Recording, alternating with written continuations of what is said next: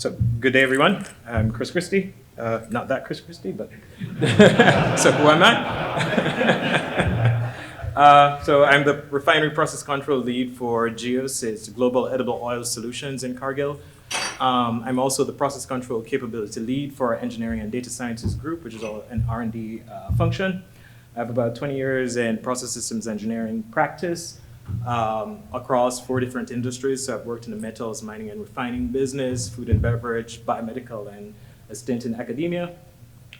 Across all of that, I've worked in about 15 different manufacturing processes. Again, aluminum refining, tomato processing, and biological calcium control.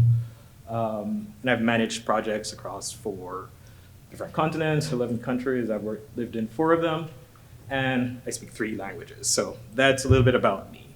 And I'm with Cargill. So Cargill's purpose is to nourish the world in a safe, responsible, and sustainable way. And these are the businesses that Cargill are involved in, at least from an accounting standpoint. So agriculture, food, animal nutrition, protein, and financial and industrial sectors. And I'll talk primarily about the manufacturing or industrial manufacturing. Cargill at a glance, so they've been around for 155 years, and to date, it's about 155,000 employees worldwide across 70 different countries. And as of 2021, Cargill's revenue was reported at $134 billion. So you can see the scale and size of the company. So my interest is in process control, and therefore, investing in process control, we all know that this leads to increased production throughput by implementing throughput stabilization strategies. We get increased production yield by implementing quality control strategies. We are able to reduce energy consumption through temperature and steam control. And likewise, we're able to reduce product defects, non-conformance, recalls through implementing flow, ratio, and quality control strategies. But this is all well and good, you implement them. But how do you actually sustain the value? How do you sustain the value that you gain from these, from implementing these control strategies?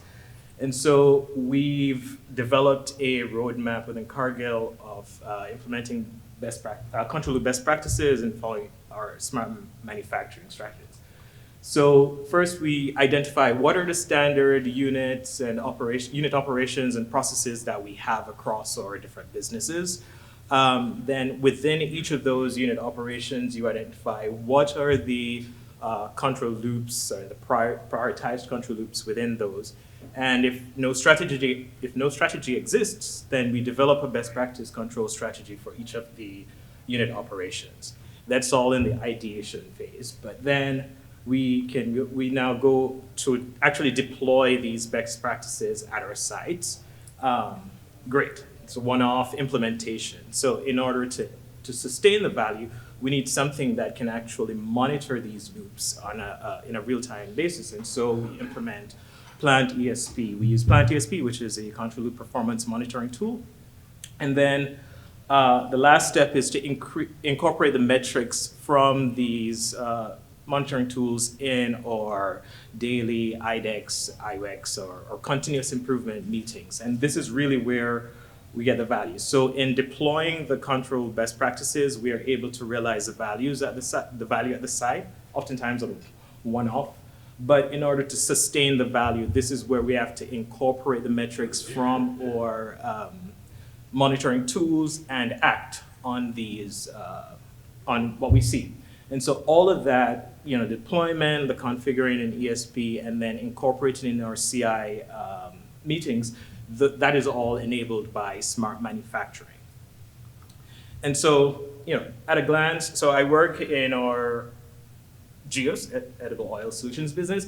However, it doesn't start there. It starts from oilseed crush. So if you buy soybean oil, canola, rapeseed oil at your supermarket, chances are it's probably processed by Cargill. And you start with a seed. You then extract the oil from the seed, and then you refine that oil into something that is packaged to be sold at the supermarkets.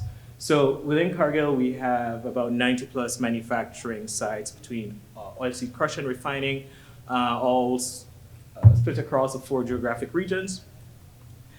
Within those manufacturing plants, we have about 10 different unit operations that are pretty much standard across them.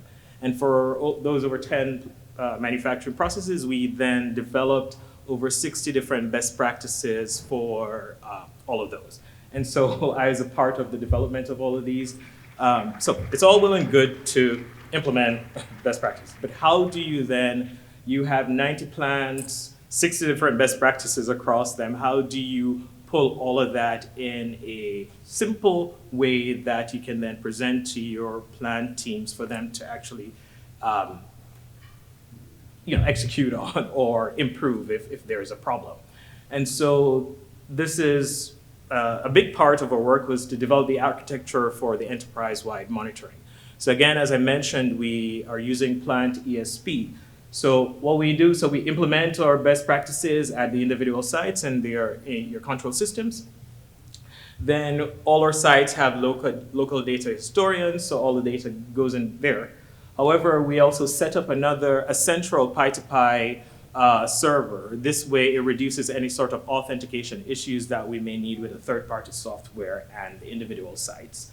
And so the only authentication we have is between the central ESP server and our central data historian.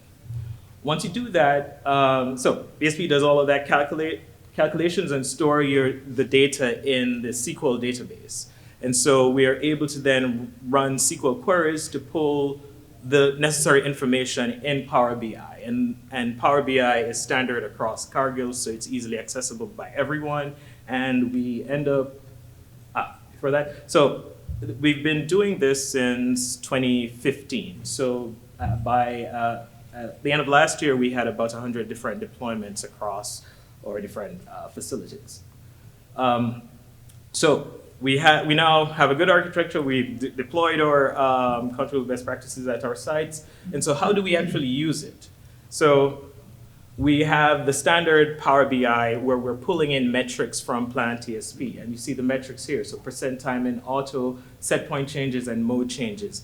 These are metrics that the operators in our plants have a direct impact on, and they monitor this on a daily basis. So this report is tailored primarily for our local sites, operators, and our engineers at the plants. And we also provide, see a little link here for a troubleshooting guide. So depending on which of the metrics are bad and what loops come up showing in red, they can then access the troubleshooting guide and follow a few basic steps before they then escalate that to the automation resources. So yeah, mentioned there are these three indicators that we're looking for. And again, one of the good things about this is that Power BI is standard across all of our sites. So everybody has access to it, and all they have to do is choose whatever region, whatever plan they have, whatever date they're interested in, and this is updated automatically along with whichever loops are poor. And so as not to inundate people with a lot of information, we only provide the 10 worst performing loops in each of these categories, so they can do it in bite-sized chunks. So this is what we have, this is what we've done in terms of deployment. And so I'm gonna show you just a snapshot of what we've seen as a benefit from this. So I mentioned we started back in 2015. And so this is one of the first sites that we actually implemented some control best practices. At the end of it, so we first started out with about 5 best practices here, and the plant was able to improve we're looking at the percent time in normal. So the plant was able to maintain the loops closed and a good performance. But so we went in again and implemented some more control loops. At the end of it, we had about 15 loops at this site. And then we configured those loops in Plant TSP. And so now we are incorporating the metrics from Plant TSP in our daily IDEX and IWIX meetings, which are our daily exchange meetings, sorry. And from that, we were able to sustain the loop closures above 95% for all of those 15 loops that we were working with. This is relatively old data, as I said. This is 2016 to 2017 info here. And this is from our newest plants that we've implemented it at. So in Brazil, we have a tomato processing facility where between July and November is our harvest season. So we take in all of those tomatoes and we process that and make tomato paste, essentially, which we then store to be used throughout the year. And by virtue of going in and implementing these standard control loops and best practices, we are able to firstly keep the overall loop health high by virtue of pulling the data in and having visibility for the operators. We're able to keep the loop performance high, so the tune that we were able to increase the throughput by about 6% for the milling area. We also did the same thing for evaporator systems, and by implementing the control loops and maintaining good operation, we were able to increase the steam efficiency by 14 and 23%, as you can see. And just to give you an idea of the value of this, so again, harvest season is between July and November, so 5 months. And during the period of doing this effort, we were able to reduce the steam usage of the order of 1.4 million reais, or about $250,000 US.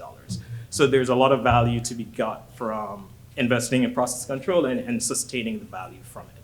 So, the benefits and takeaways of this, it's, as a process control person, tuning loops is a thing. And so by just virtue of having the performance monitoring tool available and actively using it in our systems, we can keep the loops closed and properly tuned. But we go further. By incorporating the metrics from ESP into our continuous improvement processes, this allows us to improve the performance in our plants in general. And by virtue of doing that, we're able to streamline our efforts so that we can have better utilization of our local and central automation and control resources. Because as many of you know, we are not a dime a dozen, and so there's a lot of work for a few of us. So another key thing is that this framework, it's independent of the complexity of the system that you have. So regardless if you have a simple PIDs or really complex control loop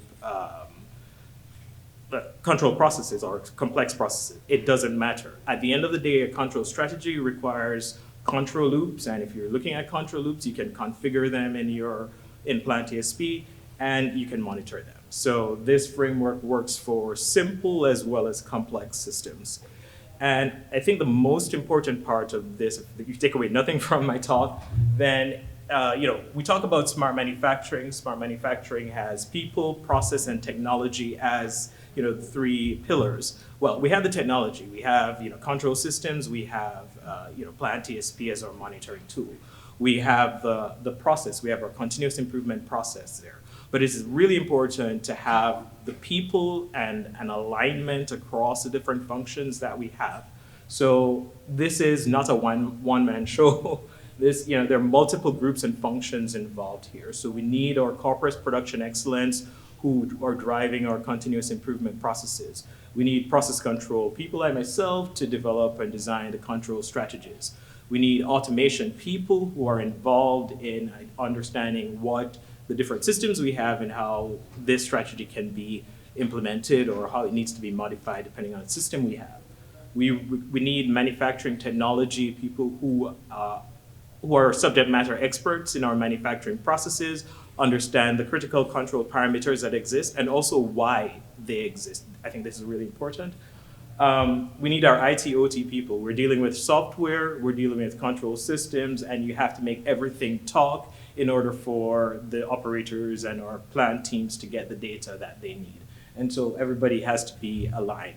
And finally, and also more importantly, we need our plant operations teams, because at the site is where we're going to be deploying these control best practices. That's where we're going to get the value.